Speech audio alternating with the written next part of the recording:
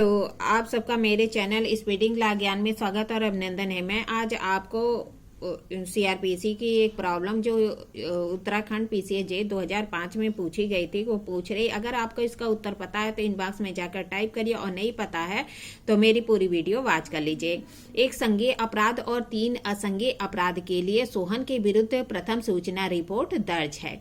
क्या कह रहा है कि एक कॉग्निजेबल ऑफेंस और 3 नॉन कॉग्निजेबल ऑफेंस के लिए सोहन के विरुद्ध एक एफआईआर दर्ज की गई है।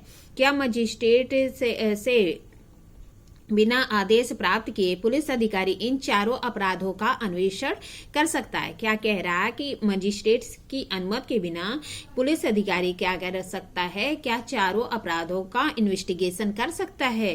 तर्क सहित उत्तर दीजिए।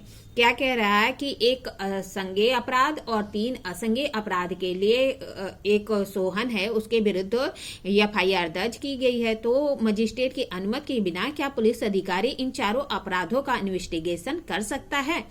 आइए देखिए उत्तर। क्या कह रहा है कि प्रस्तुत समस्या जो धारा सीआरपीसी की 155 है इसके उपबंध पर आधारित है। धारा 155 असंज्ञेय अपराध के असंज्ञेय मामले में अन्वेषण की प्रक्रिया को विनियमित करती है कि असंज्ञेय मामले में जो नॉन कॉग्निजेबल ऑफेंस है उसमें जो है अन्वेषण कैसे होगा इसकी प्रक्रिया कहाँ दी गई है, तो धारा 155 में दी गई है। आइए देखते हैं धारा 155 क्या कहती है। कह रहा है कि जब जो है थाना प्रभारी को या एसएचओ को असंज्ञेय अपराध की सूचना दी जाती है तो वह उसको अभिलिखित करते हुए उस व्यक्ति को मजिस्ट्रेट के पास जाने के लिए निर्देशित करेगा। मतलब कि अगर किसी जो थाना प्रभारी है या एसएचओ है सुपरिटेंडेंट ऑफ द पुलिस थाना, अगर उसको सूचना दी जाती है तो क्या करेगा, असंज्ञेय अपराध के संबंध में जो सूचना दी गई है उसको लेखबद्ध करेगा और ऐसे व्यक्ति को मजिस्ट्रेट के पास जाने के लिए निर्देशित करेगा। असंज्ञेय अपराध के मामले में पुलिस अधिकारी मजिस्ट्रेट के आदेश से ही अन्वेषण करेगा। मतलब क्या कह रहा है कि अगर मामला क्या है कि नॉन कॉग्निजेबल ऑफेंस का है तो कह रहा है कि अगर मजिस्ट्रेट अनुमति देगा तभी जो पुलिस अधिकारी है वह इन्वेस्टिगेशन करेगा। फिर तीसरा खंड कह रहा है कि कोई पुलिस अधिकारी ऐसा आदेश मिलने पर वारंट के बिना गिरफ्तारी की शक्तियों के सिवा अन्वेषण के बारे में वैसी ही शक्तियों का प्रयोग कर सकता है जैसे कि संज्ञेय अपराध में करता है। मतलब कह रहा है कि पुलिस अधिकारी अगर मजिस्ट्रेट अनुमति दे देता है असंज्ञेय मामले में तो पुलिस अधिकारी क्या करेगा कि सारी प्रक्रिया जो कि संज्ञेय मामले में प्रक्रिया बताई गई है, कहाँ बताई गई, 156 में बताया गया है। तो कह रहा है कि जो संज्ञेय मामले की प्रक्रिया है वैसे ही करेगा, लेकिन किसी भी अभियुक्त को बिना वारंट के गिरफ्तार नहीं कर सकता है। मतलब बिना वारंट के गिरफ्तारी के सिवा वो सारी प्रक्रिया जो कि कॉग्निजेबल ऑफेंस की है वो सभी प्रक्रिया प्रोसीजर वो जो नॉन कॉग्निजेबल ऑफेंस में भी फॉलो किया जाएगा। ये तीसरा इसका उपधारा कहती है। और चौथी क्या कहती है कि जहां मामले के संबंध में 2 या अधिक अपराध से है, कह रहा है कि अगर किसी मामले में 2 या अधिक अपराध है और उसमें से एक संज्ञेय है, यहाँ पे मामला असंज्ञेय होते हुए भी मतलब क्या कह रहा है कि अगर क्या है कि 2 से अधिक अपराध का किसी मामले में है और उसमें एक संज्ञेय है और बाकी सब असंज्ञेय है तो मामला कैसे होगा, तो संज्ञेय मामला ही समझा जाएगा। अब इसी पे तो ये प्रॉब्लम डिपेंड कर रहा था कि एक मामला जो है इसमें संज्ञेय है, बाकी 3 मामले असंज्ञेय है।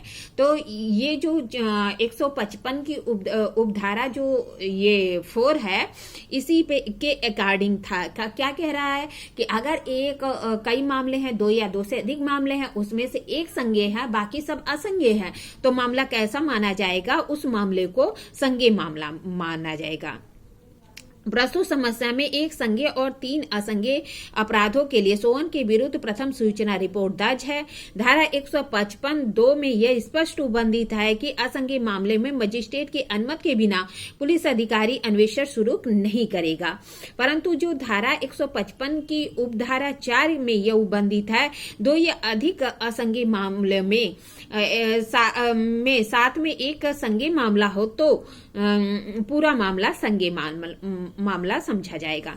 मतलब क्या कह रहा है कि जहां की कह रहा है कि 155 की उपधारा 2 कहती है कि मजिस्ट्रेट की अनुमति के बिना पुलिस अधिकारी कोई भी इन्वेस्टिगेशन नहीं करेगा। वहीं धारा 155 की उपधारा 5 कहती है कि अगर 2 या 2 से अधिक मामला है और एक मामला संज्ञेय है और अन्य जो है असंज्ञेय है, तो पूरा मामला क्या समझा जाएगा? संज्ञेय मामला समझा जाएगा। अतः जब पूरा मामला प्रस्तुत समस्या में संज्ञेय हो जाएगा और धारा 155 की उपधारा 2 के उपबंध लागू नहीं होंगे, बल्कि 156 के उपबंध लागू होंगे। 156 क्या है? संज्ञेय मामले में जो इन्वेस्टिगेशन की प्रक्रिया है 156 में दी गई है, वही जो प्रक्रिया यहाँ भी फॉलो की जाएगी। लेकिन बताया था कि बिना वारंट की गिरफ्तारी को छोड़ के बाकी सारी प्रक्रियाएं लागू की जाएगी।